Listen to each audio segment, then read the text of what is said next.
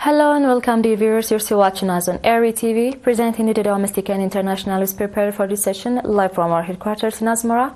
I'm Herma Lagrama, inviting you to join us on our tonight's news broadcast. Let's start with the major headlines. Call for preservation of indigenous trees. Meeting on implementation of development programs.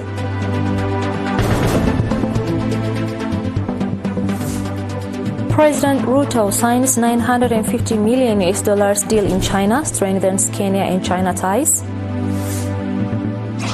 And Democratic Republic of Congo M23 rebels announce ceasefire after peace talks in Qatar.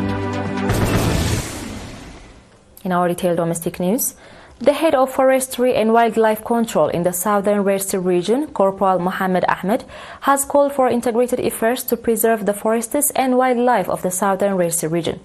Noting that the tradition of conserving natural resources, particularly forests and wildlife, is deeply rooted in the region, he urged greater involvement from both the public and government institutions in this regard. Corporal Mohammed also appealed to the public to strengthen their participation in efforts to curb illegal deforestation activities, which are occasionally observed, and to help bring the culprits to justice.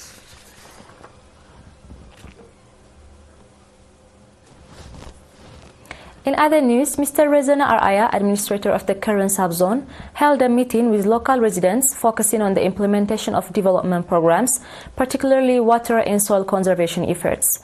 Stating that water and soil conservation, along with afforestation, is receiving nationwide attention, Mr. Rezana called on to the public to enhance their organizational capacity and active participation in the program.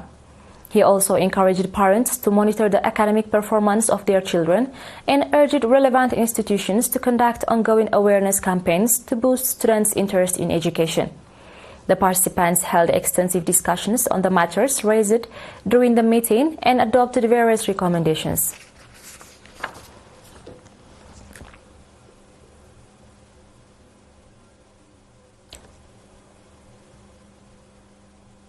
In other news, Nurse Wagahta Kidana, head of Barentu Health Center, reported that prenatal treatment for pregnant women has increased by 110%. Nurse Wagahta further noted that the health center provides prenatal care, child vaccination, regular health care services for adults and children under 5, as well as laboratory and pharmacy services, among others. She added that significant investments are being made in human resources and medical facilities. Nurse Wagahta also stated that as a result of ongoing awareness-raising campaigns and environmental sanitation efforts, the prevalence of malaria has been significantly reduced. The health center also offers mobile health care services to remote areas within the subzone.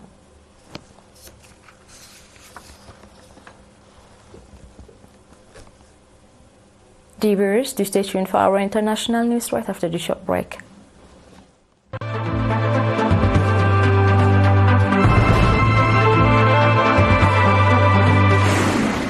Welcome back. Kenyan President William Ruto has signed a $1 billion agreement with China as part of a 5-day state visit aimed at deepening the strategic partnership between Nairobi and Beijing. The deal announced yesterday focuses on accelerating key development projects under Kenya's bottom-up economic transformation agenda, including major investments in manufacturing, agriculture, and tourism. Ruto emphasized the long-standing cooperation between the two nations, highlighting the transformative impact of Chinese-funded infrastructure such as the Standard Gauge Railway, Lamu Port, and Nairobi Expressway. President Ruto's visit, his third to China since taking office, comes at a time of shifting global alliances and reflects Kenya's commitment to strengthening ties with China amid global economic realignments.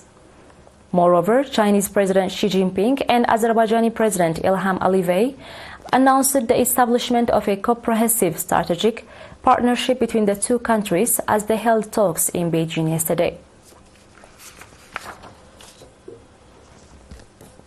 In other news, the government of the Democratic Republic of Congo and Rwanda-backed M23 rebels have agreed to pause fighting as they work towards a border peace deal, according to their joint statement. The truce, declared late yesterday after a round of negotiations in Qatar's capital Doha, has raised hopes that the latest wave of violence, spurred by M23's bloody January assault and capture of the Democratic Republic of Congo's two largest cities, may begin to subside. Both parties reaffirmed their commitment to an immediate cessation of hostilities, a categorical rejection of any hate speech, intimidation, and call on local communities to uphold these commitments. Said the joint statement, the cessation of hostilities would apply throughout the duration of the talks and until their conclusion, it added.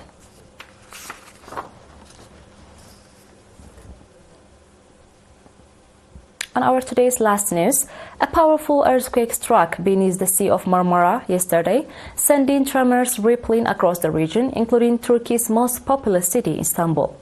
The country's Disaster and Emergency Authority reported that two quakes were detected after midday local time, the more powerful of which measured 6.2 in magnitude, the strongest seismic activity to impact the city of over 15 million people in years.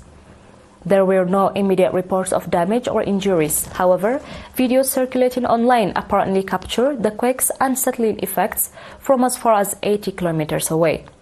In some videos, interior cameras show lanterns swaying and decorations toppling from shelves as the surroundings shake. Many residents of Istanbul, well aware of their nation's tragic history with earthquakes, promptly evacuated buildings in the aftermath, video footage indicates. The last significant quake occurred in February 2023 in the south of Turkey and neighboring Syria, claiming over 60,000 lives.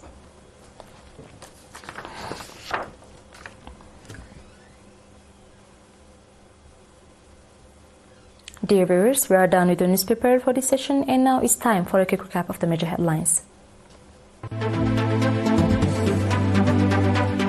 Call for preservation of indigenous trees.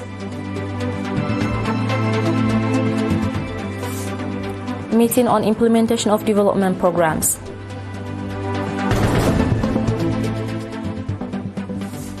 President Ruto signs $950 million deal in China, strengthens Kenya and China ties.